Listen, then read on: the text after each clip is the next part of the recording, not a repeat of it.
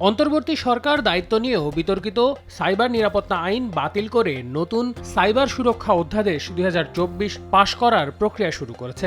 তবে খসড়া অধ্যাদেশ বাকস্বাধীনতার অনুকূলে নয় এমন সমালোচনা হচ্ছে বিভিন্ন মহলে।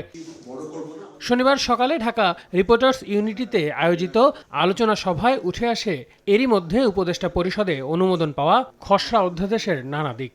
এ সময় নতুন মোড়কে পুরনো আইন ফেরানোর চেষ্টা হচ্ছে বলেও মন্তব্য করেন বক্তারা। আমাদের দেশে আসলে আইন যারা রাষ্ট্রের ক্ষমতায় থাকে তাদেরকে প্রোটেকশন দেয়। তো শুরুটা একটা করা যেতে পারে, সেটা হচ্ছে সংবিধানে যে ধারাগুলিতে আছে, যে মৌলিক যে অধিকারগুলি আছে, তার যদি সাংঘর্ষিক কিছু হয় আইনে, সেটার বিরুদ্ধে আমরা যে দাঁড়াইতে পারি না। এখন পুলিশকে আমরা আপনার বিনা ওয়ারেন্টে কোনো তল্লাশি করতে দিব? এই নতুন আইনেও এই এখতিয়ার কিভাবে দেওয়া হইতে পারে? এটা কোনো অবস্থাতে বাংলাদেশে আমরা বরদাস্ত করব না। এর জন্য যা করা দরকার করব। ধারা ২৫-এ কাউকে হেয় প্রতিপন্ন বা অপমান করার উদ্দেশ্যে তৈরি স্থির চিত্র, ভিডিও, গ্রাফিক্স ইত্যাদি যার কোনো শৈল্পিক বা শিক্ষাগত মূল্য নেই এমন উপাত্ত প্রচার বা প্রকাশ আইনত দণ্ডনীয়। কিন্তু এখানে শৈল্পিক বা শিক্ষাগত মূল্য বলতে কি বোঝানো হচ্ছে তা বলা হয়নি।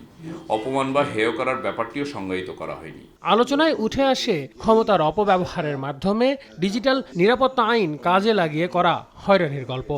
তারা আমাকে তুলে নিয়ে যাওয়ার পরে ডিজিএফআইকে ডেকে আনেন, টর্চার রুমে ২০ বার আমাকে নেওয়া হয়, ২০ বার অফিসারের রুমে নেওয়া হয়, বিভিন্ন প্রশ্ন করা হয়। আপনি যে আইনের প্রতি শ্রদ্ধাশীল এটা আপনি স্বীকার করে প্রমাণ করেন। আমি বললাম না, আমি স্বীকার করতে পারবো না। তখন জাস্টিস বললেন যে আপনি যদি স্বীকার না করেন তাহলে কি হবে জানেন? তাহলে হবে আমি আপনাকে জামিন হয়তো দিব না, কিন্তু আপনাকে আবার কারাগারে যেয়ে আপনার কাস্টডি চালাতে হবে, নির্দোষ প্রমাণ করতে হবে নিজেকে। ফেসবুক আইডি নিয়ে তারা পোস্ট দিল যে আগামীকালকে মানববন্ধন হবে না। এখন একজন নাগরিক হিসাবে কি আমি মানববন্ধন করতে পারি না? এখন এখানে তো তারা এখানে অপরাধ করলো।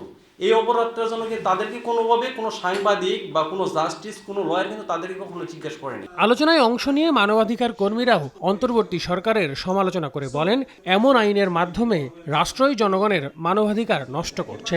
একই সঙ্গে আইনের অস্পষ্টতা থাকলে সেটির অপব্যবহার হবে বলে মন্তব্য করে সবার মতামত আমলে নিয়ে অধ্যাদেশ পরিবর্তনের আহ্বানও জানানো হয়। শেখ হাসিনার মানবতা বিরোধী ধারাবাহিক অপরাধের নিরবিচ্ছিন্ন যদি দোষ তারা নিতে চান ঘাড়ে, তাহলে এই আইনটা তারা নতুন করে জারি করবেন।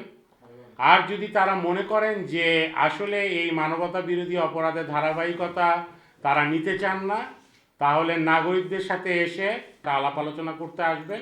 নিরাপত্তা বাহিনীকে ক্ষমতা দেওয়া হয়েছে। আমাদের মনে রাখতে হবে যে এই নিরাপত্তা বাহিনীর হাতেই শেখ মুজিব মারা গেছেন, মেজর জিয়াউর রহমান মারা গেছেন। 2024-এ হেলিকপ্টার থেকে গুলি করা হয়েছে, মাটির থেকে গুলি করা হয়েছে, জ্যান্ত মানুষকে পুড়িয়ে মারা হয়েছে।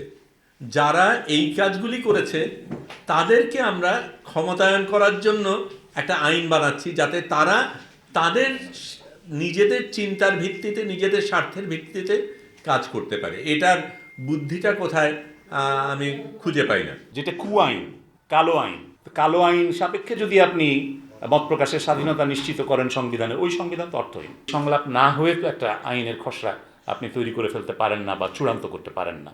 এটা এখন খসড়া, কিন্তু আমরা আশা করি যে এই আলোচনাগুলো, যে সমস্ত আলোচনাগুলো হচ্ছে, নাগরিক সমাজের পক্ষ থেকে যে উদ্বেগগুলো তুলে ধরা হচ্ছে, সেগুলো সরকার আমলে নিয়ে আবার আলোচনার উদ্যোগ নেবেন, ভালো করে ব্যাপক ভিত্তিক আলোচনার উদ্যোগ নেবেন এবং সেই আলোচনার ভিত্তিতে এটা পুনর্লিখন করবেন। মানবাধিকার বিবেচনায় রেখেই আইন তৈরি এবং তার প্রয়োগে গুরুত্ব দেওয়ার তাগিদ সংশ্লিষ্টদের।